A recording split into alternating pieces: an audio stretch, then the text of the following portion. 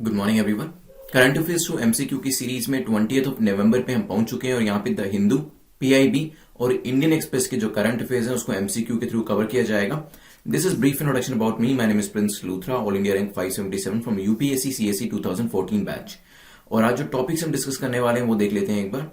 तो यहाँ पे जो शुरुआत होगी joint comprehensive plan of action से हम डिस्कशन करना अपना शुरू करेंगे। देन जो एमसीक्यूज है वो मनरेगा और नोबेल प्राइजेस के ऊपर हम डिस्कस करने वाले हैं। देन नेशनल पॉपुलेशन रजिस्टर के ऊपर भी एक क्वेश्चन हमने बनाया है। Then FSSI that is food safety and standard authority of India को डिस्कशन करेंगे। इसके बाद हम चलेंगे चापियर वायरस के ऊपर। Then we will discuss about project sunrise, one district one product के बारे में भी हम डिस्कस करेंगे। Then global HIV prevention of coalition के बारे में भी एक एमसीक्यू हमने यहाँ पे डिस्कस करना है। आपका कोई भी प्रीलिम्स, मेंस या इंटरव्यू को लेकर डाउट होता है तो @prince_luthra पे अंडरस्कोर लगाना जरूरी है। मुझे आप टेलीग्राम पे कांटेक्ट कर सकते हैं so that I could redress that doubt. जो भी आपकी क्वेरी है आप यहाँ पर डायरेक्टली मुझसे पूछ सकते हैं। यूपीएससी मॉक टेस्ट सीरीज में जो फर्स्ट मॉक टेस्ट है वो फ्रीली अवेलेबल है। आप इसे नीचे डिस्क्रिप्शन से भी एक्सेस कर सकते हैं या फिर डायरेक्टली exam.netmock.com पे जाकर भी इस सीरीज के लिए एनरोल कर सकते हैं। मार्किंग स्कीम जो रहने वाली है वो कुछ इस तरीके से है। आपको 6 या 6 से ज्यादा क्वेश्चन को ठीक करना है to be in the safe zone. Less than 6 अगर आपका स्कोर आता है तो आप दोबारा से अटेम्प्ट कर लीजिएगा। एक्सप्लेनेशन को बिल्कुल ध्यान से सुनिएगा। मेरे पास काफी क्वेरीज आ रही थी कि ये जो एमसीक्यूज हैं ये प्रीलिम्स के लिए इंपॉर्टेंट है या मेंस के लिए इंपॉर्टेंट है। देखिए जो एमसीक्यूज पर से हैं ये तो आपको प्रीलिम्स में हेल्प करने वाले हैं, लेकिन जो हम इसकी एक्सप्लेनेशन करते हैं, जो हम डिस्कशन करते हैं वो आपको मेन्स में भी हेल्प करने वाली है। ध्यान रखिएगा इस चीज को। और वैसे भी प्री प्लस मेन्स के 2 क्वेश्चन मैं आपको देता हूं, वो उसका आंसर आप जरूर किया करिए। बहुत से स्टूडेंट्स ने भी पूछा था कि क्या ये सिर्फ यूपीएससी के लिए हेल्पफुल है या फिर यूपीपीसीएस के लिए हेल्पफुल है। तो काफी सारे स्टूडेंट्स जो कि यूपीपीसीएस का एग्जाम इस पर दे के आए थे तो उन्होंने मुझे ये फीडबैक दिया कि काफी सारे क्वेश्चन करंट अफेयर्स में से आए हुए थे, पूछे हुए थे। तो आप इसे यूपीएससी पीसीएस दोनों की तैयारी के लिए इस्तेमाल कर सकते हैं, यूज कर सकते हैं। चलिए आज के पहले क्वेश्चन पे चलते हैं। The first question talks about, first question है joint comprehensive plan of action के बारे में पूछा गया। Joint comprehensive plan of action के बारे में बताएं कौन सी स्टेटमेंट करेक्ट है। तो आपको करना क्या है, आपको बेसिकली जो क्वेश्चन है, जो आपका टॉपिक है उसको अंडरलाइन करना है और जो रिक्वायरमेंट ऑफ द क्वेश्चन है उसको आप सर्कल में डालेंगे। करेक्ट पूछा है, इनकरेक्ट पूछा है। पहली स्टेटमेंट कहती है it was sign between Iran and P5+ India. Iran P5+ India के बीच में इसे साइन किया गया था। हो सकता है the deal aimed at curbing Iran nuclear program. तो ईरान का जो न्यूक्लियर प्रोग्राम था इसको कर्ब करने के लिए ये JCPOA जो था वो लाया गया था। Operation nuclear facilities were brought under international inspection. तो जो पूरा ऑपरेशन था न्यूक्लियर फैसिलिटीज का ईरान का, उसको इंटरनेशनल इंस्पेक्शन के अंडर लाया गया था as per joint comprehensive plan of action. सोचिए क्या इसका आंसर होगा। न्यूज में क्यों था रिसेंटली वो भी हम डिस्कस करेंगे और इस पूरे joint comprehensive plan of action को भी हम डिस्कस करने वाले हैं।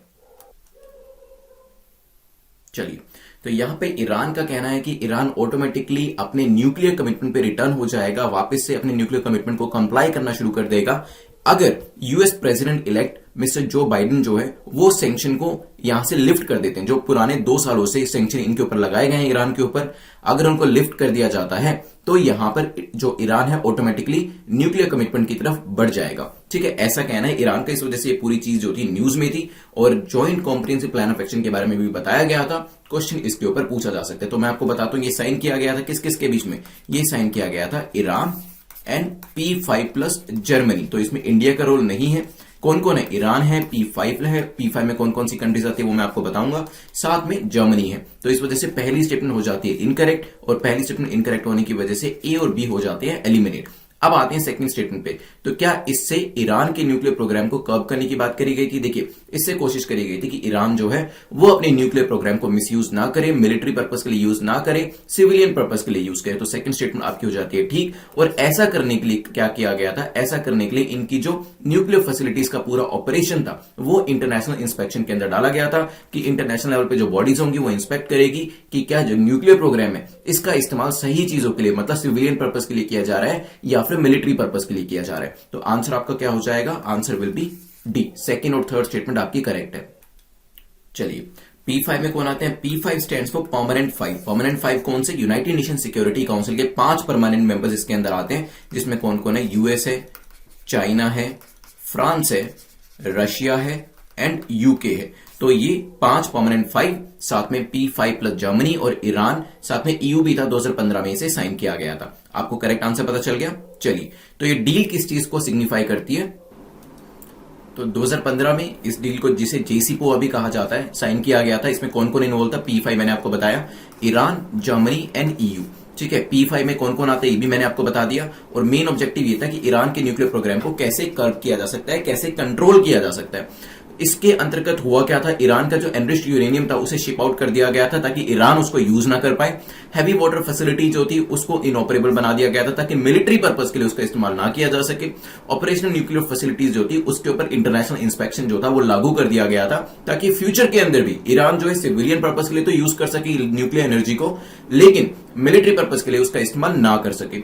In return the deal involve lifting of international sanction on Iran. इसमें हुआ क्या था, डील के अंदर जो इंटरनेशनल सैंक्शन जो थे उसको लिफ्ट कर दिया गया था। देखिए, अगर आपको याद हो, जब भी इंपोजिशन होता है सैंक्शन का ईरान के ऊपर, तो कहा जाता है कि बाकी सारी कंट्रीज जो है ट्रेड नहीं करेगी ईरान के साथ। हम लोग भी काफी सारी चीजें जो है ईरान से इंपोर्ट करते हैं और तब हमारे लिए मुश्किल हो जाता है उनको पेमेंट करना, बिकॉज ऑफ द सैंक्शन। जो सैंक्शन उनके ऊपर लगाए गए हैं उसकी वजह से। अगर आपको याद हो, कुछ साल पहले जब ये सैंक्शन लगाए गए थे, इंडिया ने ईरान को जो पेमेंट करना स्टार्ट किया था वो स्टार्ट कर दिया था राइस को एक्सपोर्ट करते हुए। मतलब बार्टर सिस्टम एक तरीके से शुरुआत हो गई थी। हम वहां से प्रोडक्ट लेते थे और राइस को एक्सपोर्ट करते थे ताकि उस प्रोडक्ट की पेमेंट करी जा सके। ध्यान रखिएगा।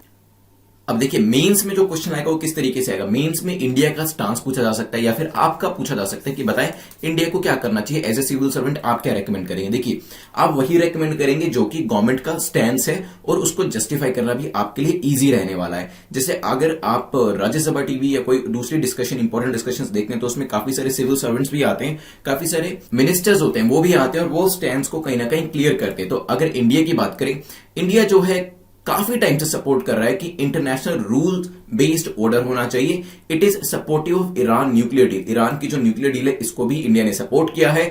ईरान के राइट को भी रिकॉग्नाइज करता है इंडिया की पीसफुल पर्पस के लिए। अगर ईरान न्यूक्लियर एनर्जी को यूज करना चाहता है तो वो उसे करने देना चाहिए। एट द सेम टाइम जो इंटरनेशनल कम्युनिटी का जो इंटरेस्ट है, उनकी जो कंसर्न्स है, उनको भी इंडिया यहां पर सपोर्ट करता है। तो एक तरीके से बैलेंस जो है वो इंडिया बना के चल रहा है। ईरान के भी राइट्स को रिकॉग्नाइज कर रहा है, इंटरनेशनल कम्युनिटी के जो कंसर्न्स है उनको भी यहां पर रिकॉग्नाइज कर रहा है। मतलब ईरान को पीसफुल पर्पस के लिए न्यूक्लियर एनर्जी को यूज करना चाहिए, नॉट फॉर अदर पर्पसेस। तो ये इंडिया का स्टैंस है। मेंस के अंदर पूछा जाता है तो आपको यही लिखना है, इंटरव्यू में पूछा जाता है तो वहां पर भी आपको यही आंसर करना है। चलिए, नेक्स्ट क्वेश्चन जो है मनरेगा को लेकर है। पूछा गया मनरेगा को लेकर दो स्टेटमेंट से बताइए कौन सी स्टेटमेंट करेक्ट है। रिसेंटली मनरेगा के बारे में यहां पे आर्टिकल दिया गया था।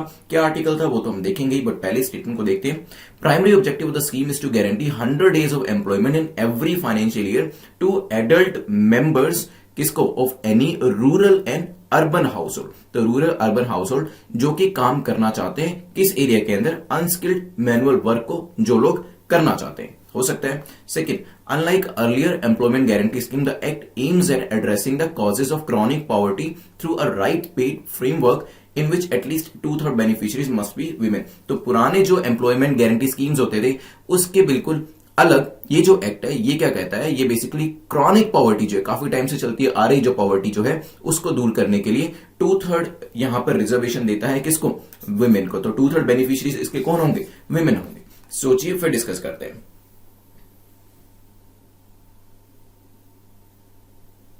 चलिए, तो यहां पर एक एस्टीमेट जो था इसके बारे में न्यूज थी, एक स्टडी करी गई है जिसमें बताया गया, स्टडी ने एस्टीमेट किया कि एवरेज कॉस्ट इंकर्ड बाय मनरेगा worker to visit post office is lowest at ₹6 while a bank visit cost ₹31 and 67 for an ATM visit। तो यहां पे मनरेगा वर्कर अगर पोस्ट ऑफिस जाना चाहता है तो उसको ₹6 खर्च करने पड़ते हैं। अगर उसे बैंक जाना होता है तो उसको ऑन एन एवरेज ₹31 खर्च करने होते हैं, और अगर उसे एटीएम जाना है तो ₹67 खर्च करने पड़ते हैं। ये जो सर्वे किया गया लिपटेक इंडिया के द्वारा करा गया है, इस वजह से मनरेगा न्यूज में था। देखिए, अगर आपको ₹67 अगर मनरेगा वर्कर को मान लीजिए 300 से 400 रुपीज पर डे मिल भी रहा है और 67 रुपीज उसको एटीएम के लिए खर्च करने पड़ देते हैं। मतलब एटीएम को विजिट करने के लिए, पैसे निकालने के लिए अगर कोई विजिट करता है, बैंक में विजिट करता है, यहां पर 31 रुपीज उनको एक्सपेंडिचर के तौर पे देने पड़ रहे हैं। मतलब 1/3 उनकी एक दिन की कमाई तो सिर्फ विजिट में ही चले गए, जो कि काफी बड़ा अमाउंट है। तो इस तरीके के सर्विस किए जाते हैं जिसको further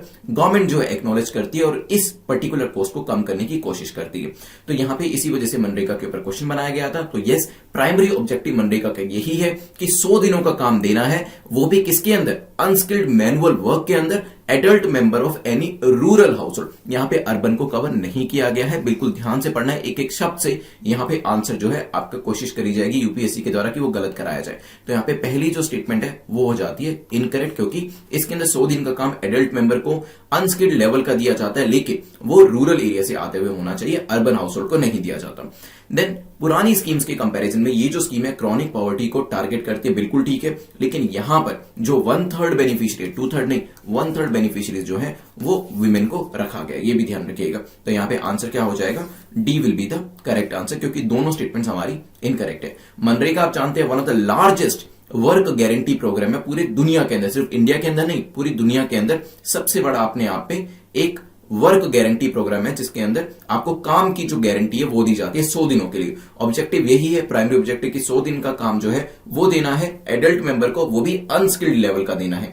legal right to work भी इसके अंदर दिया गया, unlike earlier employment guarantee schemes. यहां पर आपकी क्रॉनिक पॉवर्टी का जो इश्यू है उसको सोल्व किया जाता है राइट बेस्ड फ्रेमवर्क के थ्रू, और 1/3 बेनिफिशियरीज विमेन को बनाया गया है। इसके अंदर अगर आपको याद हो, रिसेंटली जियो टैगिंग जो टेक्नोलॉजी है उसको भी इंक्लूड किया गया, डायरेक्ट बेनिफिट ट्रांसफर डीबीटी जो है इसको भी इंट्रोड्यूस किया गया ताकि करप्शन जो है उसको दूर किया जा सके और ट्रांसपेरेंसी जो सिस्टम में है वो आ सके। डायरेक्ट बेनिफिट ट्रांसफर में क्या होता है, डायरेक्टली बैंक अकाउंट के अंदर पैसा डाला जाता है ताकि मिडलमैन को हटा दिया जाए। ऐसा नहीं है, अभी तक क्या होता था, देखिए ये वर्कर है, ये मिडलमैन है, ये सरकार है, सरकार ने मिडलमैन के थ्रू पेमेंट कराई वर्कर को, बीच में मिडलमैन काफी सारा पैसा खा जाया करते थे। इस चीज को दूर करने के लिए अब सरकार क्या करती है, सरकार डायरेक्टली ही जो बेनिफिशियरी है उसके अकाउंट में पैसा ट्रांसफर करती है ताकि मिडलमैन को हटा दिया जाए, क्योंकि यहां पे जितना भी ह्यूमन इंटरवेंशन हटा दिया जाएगा, ह्यूमन इंटरफेरेंस हटा दिया जाएगा, उतनी ट्रांसपेरेंसी ज्यादा आ सकेगी। तो ध्यान रखिएगा, दोनों स्टेटमेंट्स ठीक होने की गलत होने की वजह से आंसर क्या हो जाएगा, D none of the above, क्योंकि आपसे पूछा था करेक्ट कौन सी है, और करेक्ट तो दोनों में से कोई भी नहीं है। चलिए नेक्स्ट क्वेश्चन पे चलते हैं, which is question number 3। Question number 3 Nobel prize के बारे में बात करता है। नोबेल प्राइज के ऊपर पूछा गया कि बताएं कौन सी स्टेटमेंट करेक्ट है। नोबेल पुरस्कार के ऊपर हमने पहले भी क्वेश्चन बनाए हैं। ये जो स्टेटमेंट मैंने बनाई है पुरानी एक्सप्लेनेशन को ध्यान में रख के ही बनाई है। लेट्स सी कि आप इसे फिगर आउट कर पाते हैं या नहीं कर पाते। पहली स्टेटमेंट कहती है, Alfred Nobel in his last will and testament gave the largest share of his fortune to a series of prizes in physics, chemistry, physiology, medicine, literature, economics and peace to be called as Nobel prizes. तो यहां पे Alfred Nobel जो थे उन्होंने क्या किया था, अपनी आखिरी विल के अंदर एक कुछ अमाउंट जो था यहां पे दिया था ताकि physics, chemistry, physiology, literature, economics and peace के अंदर नोबेल प्राइजेस जो है वो डिस्ट्रीब्यूट करे जा सके। Second, the Nobel prize consist of Nobel medal and diploma and a document confirming the prize amount. तो नोबेल प्राइज के अंदर क्या क्या होता है, एक नोबेल मेडल होता है, एक डिप्लोमा होता है और एक डॉक्यूमेंट होता है जो कि प्राइज अमाउंट को कंफर्म करता है। सोचिए फिर डिस्कस करते हैं। चलिए, तो यहां पे ध्यान रखिएगा, सबसे पहले मैंने आपको लास्ट टाइम भी बताया था कि इकोनॉमिक्स का जो नोबेल प्राइज था it was not instituted by Alfred Nobel. Alfred Nobel did not institute economics Nobel prize in 1968। Sixth award prize of economic sciences जो था उसे स्टार्ट किया गया था। तो शुरुआत में मेरे को अच्छे से याद है कि मैंने ये क्वेश्चन आपको कराया था। मैंने बताया था कि शुरुआत में 5 नोबेल प्राइजेस हुआ करते थे और बाद में इकोनॉमिक्स के अंदर नोबेल प्राइज था वो ऐड किया गया था, but it was not in the original will. Alfred Nobel की ओरिजिनल विल में ये नहीं था। तो इस वजह से पहली स्टेटमेंट इस एक शब्द की वजह से गलत हो जाती है। आपको पता होना चाहिए शुरुआती दौर में 5 नोबेल प्राइजेस को शुरुआत करी गई थी, उसके बाद इकोनॉमिक्स को ऐड किया गया था। कब? 1968 के अंदर। ठीक है, तो यहां पे पहली स्टेटमेंट इनकरेक्ट हो गई, इस वजह से बी और सी आप एलिमिनेट कर दीजिए। सेकंड स्टेटमेंट बिल्कुल ठीक है, इसमें एक नोबेल मेडल होता है, एक डिप्लोमा होता है और एक डॉक्यूमेंट होता है जो कि प्राइस को कंफर्म करता है। ठीक है, the winner of 2020 Nobel peace prize कौन सा है? मैंने ये भी आपको एक क्वेश्चन हमने डिस्कस किया था कुछ दिन पहले, वर्ल्ड फूड प्रोग्राम है। और रिसेंटली जो नॉर्वेजियन नोबेल कमेटी है उन्होंने एक सेरेमनी करनी थी नोबेल पीस प्राइज के लिए, लेकिन उसे अभी स्थगित कर दिया गया कोविड-19 पेंडेमिक की वजह से। ध्यान रखिएगा, आंसर क्या हो जाएगा? ए, क्योंकि सिर्फ सेकंड स्टेटमेंट हमारी करेक्ट है। नोबेल पीस प्राइज के ऊपर एक इंपॉर्टेंट स्लाइड आपको दिखा देता हूं। सो किस किस के अंदर होता है? फिजिक्स के अंदर chemistry, physiology, literature, economics and peace prize. ध्यान रखिएगा। ठीक है, चलिए क्वेश्चन नंबर 4 को देखते हैं। क्वेश्चन नंबर 4 जो है नेशनल पॉपुलेशन रजिस्टर एनपीआर को लेकर है। पूछा गया है एनपीआर को लेकर बताएं कौन सी स्टेटमेंट आपकी करेक्ट है, कौन सा कथन आपका सही है। एनपीआर को लेकर मेंस और इंटरव्यू दोनों में क्वेश्चन पूछा जा सकता है। पहली स्टेटमेंट कहती है it is to be carried out under the aegis of census commissioner. Census commissioner के अंडर इसे पूरा कैरी आउट इंप्लीमेंट किया जाता है, एग्जीक्यूट किया जाता है। Second, it creates a comprehensive identity database of every usual resident in the country. It creates a comprehensive identity database of every usual resident in the country. तो जितने भी country के अंदर रेजिडेंट है उनका एक डेटा जो है इसके अंदर क्रिएट किया जाता है। The database would contain demographic as well as biometric particulars. तो इस डेटाबेस के अंदर क्या क्या होता है, डेमोग्राफिक मतलब demography related and biometric particulars जो होते हैं वो इंडिविजुअल के होते हैं। डेमोग्राफी में क्या होगा, उनकी एज होगी, सेक्स होगी, लोकेशन होगा, कहां से वो आते हैं। बायोमेट्रिक्स में क्या होगा, आपके फिंगरप्रिंट्स हो सकते हैं और आपका जो आई स्कैनर होता है, ये सब चीजें इसके अंदर डाली जा सकती हैं। सोचिए फिर इसको हम डिस्कस करते हैं। चलिए, तो अभी रिसेंटली न्यूज में क्यों था, क्योंकि registrar general of India RGI ने कहा है शेड्यूल और the questionnaire of the NPR, जो नेशनल पॉपुलेशन रजिस्टर का जो क्वेश्चनियर है या फिर जो शेड्यूल है, इसे फाइनलाइज किया जा रहा है अभी। And the information about the expected date of first phase of census 2021 is not available. अभी इसकी जो डेट है आई नहीं है 2021 के लिए, इसे लाया जाएगा। आरटीआई के रिस्पॉन्स में ये चीज जो है बताई गई है, किसी ने आरटीआई फाइल करी थी इस चीज को लेकर और ये इंफॉर्मेशन जो थी रजिस्ट्रार जनरल ऑफ इंडिया से मांगी थी, जो कि अभी हमने डिस्कस कर ली। अब हम आते हैं अपने क्वेश्चन के ऊपर। तो yes, it is carried out under the census commissioner. Census commissioner के अंदर एनपीआर जो है ये बनाया जाएगा, इसे इंप्लीमेंट किया जाएगा और यहाँ पे कॉम्प्रिहेंसिव आइडेंटिटी डेटाबेस आपका और मेरा जो है वो कलेक्ट किया जाएगा। तो सेकंड स्टेटमेंट भी हो जाती है ठीक। इसमें आपका और मेरा डेमोग्राफी रिलेटेड डेटा और बायोमेट्रिक पर्टिकुलर्स जो होते हैं वो डाले जाएंगे। तो तीनों ही स्टेटमेंट्स ठीक है। आंसर क्या हो जाएगा, डी। एनपीआर है क्या, एक बार देख लेते हैं, क्योंकि मेंस और इंटरव्यू के लिए भी ये एरिया इंपॉर्टेंट है। चलिए, इंपॉर्टेंट चीजें तो हमने जान ली कि ये इसको इंप्लीमेंट कौन कर रहे हैं, किसके अंडर में ये आ रहा है और किस किस तरीके का जो डेटा होगा इसके अंदर कलेक्ट किया जाएगा, किन किन लोगों का डेटा कलेक्ट किया जाएगा। तो आपको पता है जब भी हम कॉन्स्टिट्यूशन पढ़ते हैं, सिटीजनशिप के ऊपर एक चैप्टर है, तो वहां पर सिटीजनशिप एक्ट 1955 के बारे में भी हम पढ़ते हैं। उसके हिसाब से ये डेटा जो है वो विलेज से सब टाउन, सब डिस्ट्रिक्ट, डिस्ट्रिक्ट, स्टेट और नेशनल लेवल पे यहां पर कलेक्ट किया जाएगा। तो काफी बड़ी एक्सरसाइज अपने आप में ये होने वाली है। चलिए नेक्स्ट क्वेश्चन पे चलते हैं, विच इज क्वेश्चन नंबर 5, जो कि एफएसएसएआई के बारे में है, food safety standard authority of India को लेकर है। पूछा गया कि बताएं इसको लेकर कौन सी स्टेटमेंट करेक्ट है। तीन स्टेटमेंट्स यहां पर दे रखी हैं। Recently food regulator FSSAI is the food regulator, इसने एक अमेंडमेंट प्रपोज करी थी जो कि इंपोर्ट को लेके थी, इंपोर्ट रेगुलेशंस को लेके थी। तो यहां पे वो जो पर्टिकुलर अमेंडमेंट है उसको तो हम डिस्कस करेंगे, न्यूज को तो डिस्कस करेंगे, बट एफएसएसएआई को डिस्कस करना भी काफी इंपॉर्टेंट हो जाता है हमारे लिए। तो पहली स्टेटमेंट कहते हैं इट्स अ स्टैट्यूटरी बॉडी। ये एक स्टैट्यूटरी बॉडी है। स्टैट्यूटरी बॉडी क्या होती है, कल हमने डिस्कस किया था। अगर आपने पॉलिटी का 50th लेक्चर देखा है, आई थिंक पॉलिटी 49 या 50th लेक्चर के अंदर हमने इसको डिस्कस किया था। Second, it has been established under food safety and standards 2006। तो फूड सेफ्टी एंड स्टैंडर्ड जो आपका एक 2006 है, इसके अंदर इसे बनाया है, एस्टैब्लिश किया है। ये भी हो सकता है। थर्ड स्टेटमेंट को देखते हैं कि क्या ये ministry of consumer affairs, food and public distribution के अंदर आती है। ये भी हो सकता है। सोचिए फिर डिस्कस करते हैं।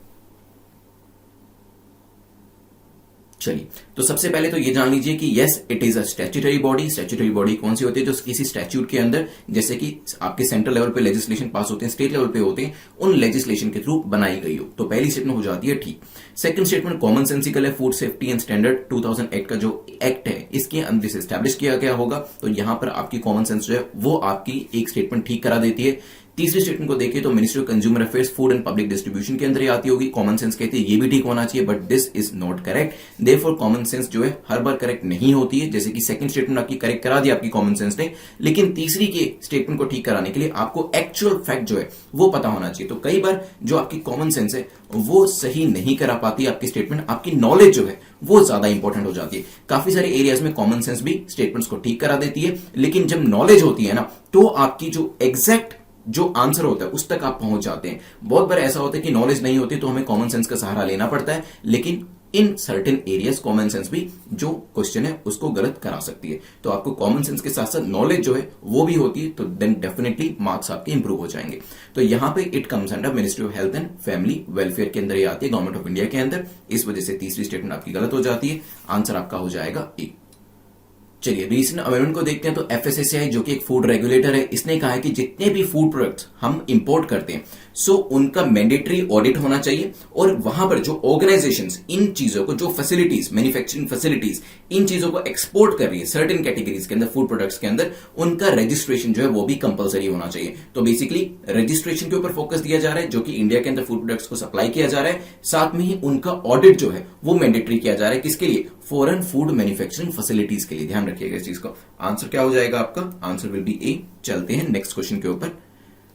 क्वेश्चन नंबर 6 से पहले प्रीलिम्स प्लस मेंस का जो गाइडेंस प्रोग्राम है इसके बारे में जान लीजिए। इसके अंदर आपको वेरियस वीडियो सीरीज जो है वो मिल जाती हैं, जैसे कि इंडियन हिस्ट्री की, इंडियन पॉलिटी की, आर्ट एंड कल्चर के भी 2 यहां पर जो लेक्चर्स हैं वो आज अपलोड किए जाने हैं, उसको भी आप देख सकते हैं। देन आपको प्रीलिम्स और मेंस की यहां पर टेस्ट सीरीज भी मिल जाती है, सीसेट के टेस्ट भी इसमें अवेलेबल है, एंड राउंड द ईयर आपको जो गाइडेंस है वो भी मेरे द्वारा मिल जाती है। 2 साल का इसका वैलिडिटी पीरियड रहेगा। इसको आप exam.netmock.com पे चेकआउट कर सकते हैं, जिसका लिंक नीचे डिस्क्रिप्शन में दिया गया, या फिर डायरेक्टली भी exam.netmock.com पे जाके इसके लिए एनरोल कर सकते हैं। चलिए क्वेश्चन नंबर 6 पे चलते हैं, जो कि एफएसएसएआई के स्ट्रक्चर के बारे में है। पूछा गया एफएसएसएआई के स्ट्रक्चर के बारे में बताइए कौन सी स्टेटमेंट करेक्ट है, कौन सा कथन सही है। एफएसएसएआई काफी न्यूज में है, तो हो सकता है प्रीलिम्स में इस बार इसके ऊपर एक क्वेश्चन पूछ लिया जाए। देयरफॉर यहां पर इसके स्ट्रक्चर के ऊपर भी एक क्वेश्चन बनाया गया है। पहली स्टेटमेंट कहती है it comprises of a chairperson and 22 members. इसमें चेयरपर्सन होते हैं और इसमें 22 मेंबर्स होते हैं। 1/3 मेंबर्स इसके अंदर महिलाएं होती हैं, विमेन होती हैं। Chairperson of FSSAI is appointed on the recommendation of United Nations World Food Programme. तो United Nation World Food Programme की रिकमेंडेशन के ऊपर इसके चेयरपर्सन को अपॉइंट किया जाता है। सोचिए फिर डिस्कस करते हैं। चलिए तो सबसे पहले तो जान लीजिए, यस एफएसएसएआई जो होती है इसके अंदर चेयरपर्सन होते हैं और इसके अंदर 22 मेंबर्स होते हैं, और 1/3 मेंबर्स जो इसके होते हैं वो विमेन होती हैं। तो सेकंड स्टेटमेंट भी आपकी ठीक हो जाती है। देखिए अब ऑर्गेनाइजेशन हमारी है, तो क्यों United Nation World Food Program का इसके अंदर रोल रहेगा, तो definitely it can not be right. Common sense यहां पे आपकी स्टेटमेंट करेक्ट करा पाती है, क्योंकि चेयरपर्सन ऑफ एफएसएसएआई जो है वो तो हमारी खुद की गवर्नमेंट, हमारी खुद की कंट्री चूज करेगी, तो यस सेंट्रल गवर्नमेंट के द्वारा इसे चुना जाता है, ये ध्यान रखिएगा। प्राइमरी रिस्पॉन्सिबिलिटी जो होती है वो एफएसएसएआई की एनफोर्समेंट को लेकर होती है। Largely state food safety commissioners के साथ डील करना होता है, इंटीग्रेट करना होता है। साइंटिफिक कमिटीज जो है वो भी एफएसएसएआई की हेल्प करती है। सेंट्रल एडवाइजरी कमेटी भी इनके साथ कोऑर्डिनेट करती है। आंसर हमारा यहां पे क्या हो जाएगा, पहली जो 2 स्टेटमेंट्स हैं वो ठीक होने की वजह से D will be the correct answer. Food authority में एक चेयरपर्सन होते हैं, 22 मेंबर्स होते हैं, इसमें एक साइंटिफिक कमेटी होती है, 17 साइंटिफिक पैनल्स हैं फूड स्टैंडर्ड्स को लेकर, सेंट्रल एडवाइजरी कमेटी होती है, स्टेट लेवल शेयरिंग कमेटीज होती हैं, डिस्ट्रिक्ट लेवल एडवाइजरी कमेटीज भी इसमें होती है, ध्यान रखिएगा। चलते हैं क्वेश्चन नंबर 7 के ऊपर, जो कि चैपियर वायरस के बारे में है। पूछा गया चैपियर वायरस के बारे में बताएं कौन सी स्टेटमेंट आपकी इनकरेक्ट है, गलत बताना है। ठीक है, तो सबसे पहले इसी को राउंड करिए आप, क्योंकि ये इंपॉर्टेंट हो जाएगा आपके लिए, क्योंकि काफी टाइम से आप करेक्ट आंसर करते हुए आ रहे हैं। अगर यहां पर आपको आंसर आता भी होगा लेकिन आपने इसको अज्यूम कर लिया कि यहां पर भी आपको करेक्ट आंसर करना है, तो क्वेश्चन गलत हो जाएगा। तो ध्यान रखिएगा इस चीज को। पहली स्टेटमेंट को देखते हैं, it can not be transmitted from human to human. Human to human transmission इसमें पॉसिबल नहीं है अभी तक। The virus cause haemorrhagic fever like Ebola in the patient. तो इबोला जैसा फीवर जो है वो पेशेंट के अंदर हो सकता है। It transmits indirectly through the urine और फीसिस ऑफ इन्फेक्टेड रोडेंट्स। तो जो रोडेंट्स होते हैं, रोडेंट्स मतलब चूहे वगैरह, तो उनके जो यूरिन होते हैं या फिर उनके जो फीसिस होती है उसके थ्रू इसे ट्रांसमिट किया जा सकता है। सोचिए फिर इसको डिस्कस करेंगे। चलिए, तो centre for disease control and prevention, जिसे शॉर्ट में CDC कहा जाता है, centre for disease control and prevention of United states, US का है ये, उन्होंने कंफर्म किया है दैट अ डेडली वायरस, जिसको चैपेयर कहा जाता है, can now be transmitted from human to human. तो this is the new development, अभी तक ये चीज नहीं पता थी, तो अब ये चीज पता चली है कि इसे ह्यूमन टू ह्यूमन भी ट्रांसमिट किया जा सकता है। तो पहली स्टेटमेंट हो जाती है गलत। ठीक है, अंडर इट्स सिम्टम्स क्या क्या हो सकते हैं, वायरस की वजह से हेमरेजिक फीवर हो सकता है, इबोला भी पेशेंट के अंदर जो इसके सिम्टम्स है पाए जा सकते हैं, ध्यान रखिएगा। ठीक है, इस वजह से ये न्यूज में था। Then what is Chapare virus, Chapare virus है क्या।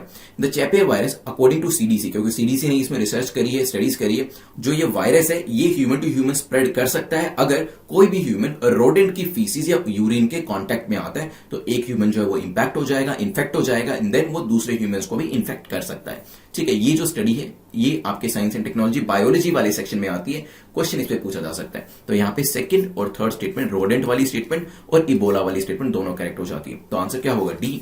नहीं, आपको क्या बताना था, आपको बताना था इनकरेक्ट क्या है, ये गलती मत करिएगा। डी मार्क करके आएंगे तो 2-3 क्वेश्चन जहां पे इनकरेक्ट पूछा होता है वो आपके वैसे ही गलत हो जाएंगे, और जब घर आके आप अपनी आंसर शीट देखेंगे तब आपको लगेगा ये क्वेश्चन तो मुझे अच्छे से आता था, ये मैंने करंट अफेयर्स में पढ़ा भी था, तो ये मेरा कैसे गलत हो गया। फिर आपको ये जान के बहुत बुरा लगेगा कि इनकरेक्ट को आपने करेक्ट अज्यूम कर लिया और इस वजह से ये क्वेश्चन गलत हो गया।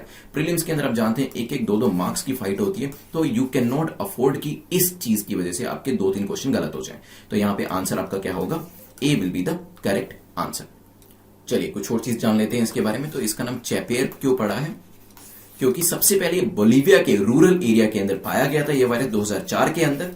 ठीक है, अभी नई स्टडी ने कहा कि ह्यूमन टू ह्यूमन इन्फेक्ट भी हो सकता है, और यहां पे रूरल प्रोविंस जो था बोलीविया का, उसका नाम चैपियर था, उसी के नाम पर इस वायरस का नाम दिया गया। चलिए नेक्स्ट क्वेश्चन पे चलते हैं, जो कि वन डिस्ट्रिक्ट वन प्रोडक्ट को लेकर है। पूछा गया one district one product ODOP digital map of India has been launched by. तो ये ओडीओपी किसने लॉन्च किया है? क्या मिनिस्ट्री ऑफ रूरल डेवलपमेंट ने, मिनिस्ट्री ऑफ फूड प्रोसेसिंग ने, ministry of health and family welfare ने, या फिर किसी दूसरी मिनिस्ट्री, नीति आयोग जैसी बॉडी ने? सोचिए फिर डिस्कस करते हैं। चलिए, तो recently ministry of food processing ने एक GIS one district one product digital map of India को लॉन्च किया है। Ministry of food processing industry में जो हमारे मिनिस्टर हैं मिस्टर नरेंद्र सिंह तोमर, उन्होंने वर्चुअल इनॉग्रेशन किया है कैपेसिटी बिल्डिंग कंपोनेंट ऑफ प्रधानमंत्री formalisation of micro food processing enterprise scheme के अंदर इस डिजिटल ओडीओपी का। डिजिटल ओडीओपी मैप में क्या प्रोवाइड किया जाएगा? इसमें डिटेल इंफॉर्मेशन जो है ओडीओपी प्रोडक्ट्स की सभी स्टेक होल्डर्स को प्रोवाइड करी जाएगी। और ये जो GIS ODOP digital map of India है, इसमें डिजिटल प्रोवाइड कराई जाएगी डिटेल्स ओडीओपी प्रोडक्ट्स की, जितने भी स्टेट्स हैं और स्टेक होल्डर्स की फैसिलिटीज है। ठीक है, तो ध्यान रखिएगा इसको कौन सी मिनिस्ट्री से एसोसिएट करता है। B is the correct answer. यहां पे देख सकते हैं आप, जैसे ओडीओपी के अंदर बलरामपुर में पल्सेस फेमस है, और औररिया का देसी घी, गोंडा का पल्सेस, कोसांबी का बनाना। तो किस डिस्ट्रिक्ट से क्या चीज इंपॉर्टेंट है? वन डिस्ट्रिक्ट वन प्रोडक्ट, एक डिस्ट्रिक्ट की क्या चीज जो है सबसे ज्यादा फेमस है, जिसको फर्दर आप लोग एडवर्टाइज करके एनहेंस कर सकते हैं। जैसे कि अभी तक तो हम कुछ ही डिस्ट्रिक्ट के नाम सुनते हैं जिसमें ये चारों भी इंक्लूडेड है, लेकिन फर्दर क्या और चीजें डिस्ट्रिक्ट को रिकॉग्नाइज कर सकती है, उसके ऊपर इस स्कीम के अंतर्गत ध्यान दिया जाने वाला है। तो हो सकता है आगे आने वाले टाइम में आपका भी जो डिस्ट्रिक्ट है वो किसी न किसी प्रोडक्ट के नाम से जाना जाएगा। क्वेश्चन नंबर 9 को देखते हैं। प्रोजेक्ट सनराइज को लेकर है। पूछा गया प्रोजेक्ट सनराइज किस चीज से रिलेट करता है? क्या ये इसरो आदित्य L1 मिशन से रिलेट करता है, आत्मनिर्भर भारत इनिशिएटिव से रिलेट करता है, या फिर राइजिंग एचआईवी प्रेवलेंस से रिलेट करता है, या फिर किसी और ही चीज से ये रिलेट करता है? सोचिए फिर डिस्कस करते हैं। चलिए देखिए, प्रोजेक्ट सनराइज काफी नया प्रोजेक्ट नहीं है। 2016 में इसे हमारे जो minister of health and family welfare है मिस्टर जेपी नड्डा, उन्होंने लॉन्च किया था ताकि एड्स को प्रिवेंट किया जा सके कंट्री के अंदर। इसके अंतर्गत मेन जो प्रिवेंशन था उसकी बात करी गई थी 8 नॉर्थ ईस्टर्न स्टेट्स के अंदर। रिसेंटली न्यूज में क्यों था? क्योंकि union minister for health and family welfare ने डिजिटली एड्रेस की है एक ministerial meeting on global prevention कोalition, that is GPC, जिसे जीपीसी कहा गया है, global prevention कोalition for human immunodeficiency virus, that is HIV prevention के ऊपर ये जो एक कोalition है ये करी गई, एक मिनिस्ट्रियल मीटिंग करी गई है। इसी वजह से प्रोजेक्ट सनराइज दोबारा से न्यूज में आया था। ध्यान रखिएगा कौन सा एरिया जो है उसको टारगेट किया जा रहा है, 8 नॉर्थ ईस्टर्न स्टेट्स, और ये किस चीज से रिलेट करता है? एड्स से, प्रिवेंशन से। तो आंसर क्या हो जाएगा? C will be the correct answer. यहां पे देख सकते हैं आप। चलिए आज का लास्ट क्वेश्चन इसी से एसोसिएट करता है। पूछा गया consider the following statement about global HIV prevention कोalition। तो यहां पे जो हमने जीपीसी के बारे में पढ़ा है, एचआईवी प्रिवेंशन कोalition को लेकर पूछा गया, बताइए कौन सी स्टेटमेंट आपकी करेक्ट है। पहली स्टेटमेंट कहती है it's a global coalition of United Nation member states. UN member states की एक ग्लोबल कोalition है, ये हो सकता है। UNGA has committed to eliminate HIV by 2025। 2025 तक यूनाइटेड नेशन जनरल असेंबली ने ये कमिट किया है कि जो एचआईवी है इसको एलिमिनेट कर दिया जाएगा। It includes the 25 highest HIV burden countries. इस पर्टिकुलर कोalition के अंदर 25 हाईएस्ट एचआईवी बर्डन कंट्रीज जो है उनको भी इंक्लूड किया गया। सोचिए फिर डिस्कस करते हैं। चलिए आप जानते हैं, अभी मैंने बताया कि रिसेंटली न्यूज में क्यों था, क्योंकि यहां पर एक ministerial meeting global prevention कोalition GPC for human immuno deficiency virus HIV prevention के लिए करी गई है। अगर हम बात करें क्वेश्चन की, तो यस ग्लोबल एचआईवी प्रिवेंशन कोalition की बात करें तो इसमें यूनाइटेड नेशन मेंबर स्टेट्स जो होते हैं उनकी ग्लोबल कोalition है, ये बिल्कुल ठीक है। और 25 ऐसे जो कंट्रीज है जिसमें सबसे ज्यादा एचआईवी केसेस है उनको इसके अंदर इंक्लूड किया गया है। लेकिन अगर हम एड्स के, एचआईवी के एलिमिनेशन की बात करते हैं तो यहां पे जो टारगेट रखा गया है वो 2030 का रखा गया है, और 2025 का जो टारगेट है वो टीबी को एलिमिनेट करने के लिए। तो एचआईवी को एलिमिनेट करने के लिए 2030, टीबी को एलिमिनेट करने के लिए 2025 का target UNGA, United nation general assembly के द्वारा रखा गया। ध्यान रखिएगा इस चीज को। आंसर हमारा क्या हो जाएगा? B will be the correct answer. Second statement आपकी इनकरेक्ट हो जाती है। चलिए तो 10 क्वेश्चन हमारे कंप्लीट होते हैं। हम 2 मिनट के अंदर रिवाइज करेंगे। 2 मिनट की रिवीजन जो है अभी हम स्टार्ट करने वाले हैं।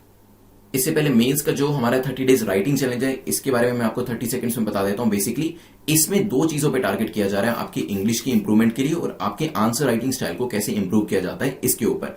तो ये नवंबर का जो राइटिंग चैलेंज है आप इसे सब्सक्राइब कर सकते हैं। इसमें मैं ही आपके आंसर्स इवेल्युएट करने वाला हूं, और इसके अंदर बेसिकली अगर आप नवंबर 30 को भी सब्सक्राइब करते हैं तो भी आप इन आंसर्स को लिख सकते हैं, because the validity is of 1 year. इसकी 1 साल की वैलिडिटी है। 1 साल में जो एवरीडे बेसिस पे हम क्वेश्चंस पूछते हैं उसको आप कभी भी लिख सकते हैं, और उसको मैं इवेल्युएट आपका करने वाला हूं, आपको फीडबैक देने वाला हूं कि आप अपने इंग्लिश को कैसे इंप्रूव करें और साथ में अपने आंसर राइटिंग स्टाइल को कैसे इंप्रूव करें। चलिए, तो यहाँ पे अभी रिवीजन स्टार्ट करते हैं। शुरुआत हमने JCPOA से करी थी, हमने ईरान के बारे में डिस्कशन किया था, P5 के बारे में डिस्कशन किया था, जर्मनी भी इसमें इंक्लूडेड है, ध्यान रखिएगा। तो ईरान जो है अपनी न्यूक्लियर एनर्जी को सिविलियन पर्पस के लिए यूज करे, दूसरे मिलिट्री पर्पस के लिए यूज ना करे, ये सब चीजें हमने डिस्कस करी थी। इंडिया का स्टांस जो था वो भी मैंने आपको बताया था। देन वी डिस्कस्ड अबाउट मनरेगा के बारे में, 100 डेज का काम दिया जाता है, अनस्किल्ड लेवल का काम होता है रूरल एरियाज में, अर्बन एरियाज में नहीं, ध्यान रखिएगा। विमेन का जो इसमें पार्टिसिपेशन रहता है, विमेन बेनिफिशरीज 1/3 इसमें दिया जाता है। Then we discussed about Nobel prize, जिसमें इकोनॉमिक्स जो है वो इंक्लूडेड नहीं था, 1968 में इसे इंक्लूड किया गया था लेटर ऑन, और इसमें नोबेल मेडल जो है वो दिया जाता है, और प्राइज मनी के लिए एक डॉक्यूमेंट और डिप्लोमा इसके अंदर इंक्लूडेड होता है। देन इसके बाद हमारा डिस्कशन हुआ था नेशनल पॉपुलेशन रजिस्टर के बारे में। This is created under the aegis of census commissioner के अंडर बनाया जाता है। इसमें बेसिकली कॉम्प्रिहेंसिव आइडेंटिटी डेटाबेस जो है एवरी यूजुअल रेजिडेंट का वो बनाया जाएगा, जिसमें आपकी और मेरी डेमोग्राफिक डिटेल्स और बायोमेट्रिक पर्टिकुलर्स भी इसमें इंक्लूड होने वाले हैं। और एनपीआर के ऊपर हमने ये भी चीजें देखी थी कि यहां पर विलेज लेवल से नेशनल लेवल तक डेटा कलेक्ट किया जाने वाला है। एक बहुत बड़ी एक्सरसाइज जो ये होने वाली है, तो 2021 में एग्जाम के लिए ये चीज इंपॉर्टेंट हो जाती है। FSSAI के बारे में देखा था, स्टैट्यूटरी बॉडीज क्या होती है ये भी देखा था, और ये किस मिनिस्ट्री के अंदर आती है, ministry of health and family welfare, ध्यान रखिएगा। कॉमन सेंस से ज्यादा नॉलेज यहां पर आपकी काम आने वाली है। Then we discussed about FSSAI के स्ट्रक्चर के बारे में। चेयरपर्सन होते हैं, 22 मेंबर्स होते हैं इसके अंदर, 1/3 मेंबर्स जो हैं इसमें विमेन होते हैं, और चेयरपर्सन और FSSAI के जो मेंबर्स हैं इनको सेंट्रल गवर्नमेंट अपॉइंट करती है। इस तरीके से कुछ स्ट्रक्चर होता है इनका। Then we discussed about Chapare virus, कहां से आया, बोलीविया के रूरल एरिया से, और ये ह्यूमन टू ह्यूमन भी ट्रांसमिट हो सकता है। रोडेंट के फीसिस और यूरिन से ये फर्स्ट टाइम कॉन्टैक्ट में आने पे होता है, एंड इबोला जैसे सिम्टम्स भी इसमें हो सकते हैं, ध्यान रखिएगा इस चीज के बारे में। Then we move to ODOP, आपका डिस्ट्रिक्ट, मेरा डिस्ट्रिक्ट, हम सभी के डिस्ट्रिक्ट का कोई ना कोई प्रोडक्ट जो होगा वो हमारे डिस्ट्रिक्ट को डिफाइन करेगा। आगे आने वाले टाइम में इस तरीके का ये प्रोजेक्ट जो है लॉन्च किया गया है, जैसे कि देख सकते हैं बलरामपुर में पल्सीज है, गोंडा की पल्सीज है, देन कोसांबी का बनाना है, और अरिया का देसी की। देन प्रोजेक्ट सनराइज के बारे में डिस्कशन हुआ था, 2016 में लॉन्च किया गया था। अभी इसके कंसर्निंग मीटिंग करी गई है। 8 नॉर्थ ईस्टर्न स्टेट्स को यहां पर फोकस में रखा जाता है ताकि HIV के केसेस को रिड्यूस किया जाए। साथ में ही HIV प्रिवेंशन कोalition के बारे में देखा था। इसमें यूनाइटेड नेशन के मेंबर्स होते हैं, जहां पे HIV बर्डन सबसे ज्यादा है, और यहां पे HIV एलिमिनेशन के लिए जो टारगेट है वो 2030 का है, टीवी के लिए 2025 का है। 10 क्वेश्चन हमारे कंप्लीट हो गए। अब मैं आपको प्रीलिम्स का क्वेश्चन जो है वो पूछने वाला हूं आपसे, जिसका आंसर आप कमेंट सेक्शन के अंदर मुझे करेंगे। ऑपरेशन ब्लू स्टार के 2 कंपोनेंट्स के बारे में हमने देखा था, उन 2 कंपोनेंट्स के नाम मुझे बताइएगा। कुछ याद आ रहा होगा, ठीक है, सोचिए क्या था।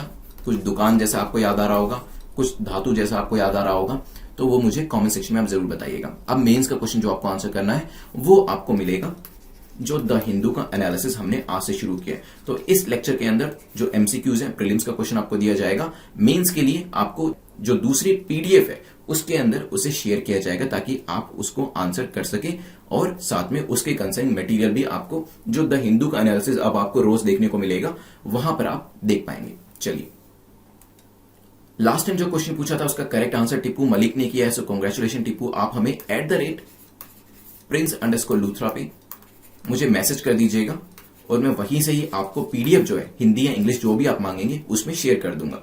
मार्क्स को कमेंट सेक्शन में लिखना मत भूलिएगा। This is very important exercise. जब आप मार्क्स लिखते हैं एक तरीके से आपकी रिस्पॉन्सिबिलिटी फिक्स हो जाती है उसको इंप्रूव करने की। नहीं लिखेंगे, आएंगे वीडियो देख के चले जाएंगे, उससे ज्यादा इंपैक्ट नहीं पड़ेगा, क्योंकि देन आपके मार्क्स कितने आ रहे हैं वो आप नहीं जान पा रहे हैं, उसका एक रिकॉर्ड नहीं रख पा रहे हैं। लेकिन अगर आप उसे कमेंट सेक्शन में टाइप करते हैं, आप भी उसको देखते हैं, दूसरे लोग भी उसको देखते हैं, तो कहीं ना कहीं आपकी अकाउंटेबिलिटी जो है वो फिक्स हो जाती है उसको इंप्रूव करने की। और उस अकाउंटेबिलिटी की जरूरत आज के टाइम में तो वैसे भी काफी ज्यादा है, जब कोविड-19 के टाइम पे हम सभी लोग अपने घर पे बैठ के तैयारी कर रहे हैं। चलिए, टेलीग्राम के ऊपर आपको इसकी PDF जो है वो भी मिल जाएगी, उसको आप डाउनलोड कर लीजिएगा वहां से। और अगर फिर भी कोई भी कभी भी ऐसा होता है कि आपको यहाँ पे PDF नहीं डाली गई या नहीं मिली, तो आप डायरेक्टली मुझे भी कांटेक्ट कर सकते हैं, so that I could look into the matter. prince_luthra पे मुझे बता दीजिएगा। जैसे बीच में 2 दिन जो PDF थी वो नहीं गई थी, मुझे भी इसके बारे में नॉलेज नहीं थी। Then one of the subscribers approach me और उन्होंने मुझे बताया कि सर आज आपकी PDF अपलोड नहीं हुई है, and thanks to that guy, जिनकी वजह से फिर बाद में हमने जो PDF थी उसे अपलोड कराया। You can subscribe the channel, bell icon को प्रेस कर दीजिएगा, देन ऑल बटन को प्रेस कर दीजिएगा ताकि नोटिफिकेशंस आपके मिस ना हो। कल्चर के जो 2 लेक्चर्स हैं उनको आज अपलोड किया जाएगा, देन उसके साथ साथ इकोनॉमिक्स के जो लेक्चर्स हैं वो कल अपलोड किए जाएंगे। Thanks for watching, see you tomorrow, good day.